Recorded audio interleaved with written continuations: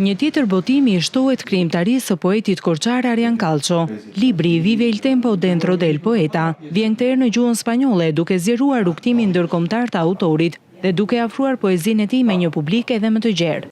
Botimi në spanjisht është realizuar si një dhuratë nga mikja e tij, poetja Elisabetta Bali, e cila ka kontribuar që vargjet e Calços të mbërinë dhe të lexuesit hispanofolës. Është një libër që ka patur sukses në konkurset ndërkombëtare në Itali. Mikesha ime poetja e cila këtë vit ishte në netit korçare të poezisë më bëri surprizën më të bukur që mund t'i bëhet një autori me vëllimin në gjuhën spanjolle. Elisabetta Bali është një poete dhe përkthyese e cila me mua është në bashkëpunimin e dytë, por kemi pasur gjithmonë bashkëpunime në botime reciproke në revista dhe në gazeta si në Shqipëri ashtu dhe në Spanjë. Libri përmbledh rreth 50 poezi, ku krahas reflektimeve mbi jetën, kohën dhe njeriun, zemvend dhe krijime të frymëzuara nga udhëtimet e autorit në vende të ndryshme të botës. Përmes tyre Calço përcjell mbresat, emocionet dhe përjetimet që i kanë lënë kultura, njerëzit dhe peizazhet e takuara gjatë rrugtimit të tij.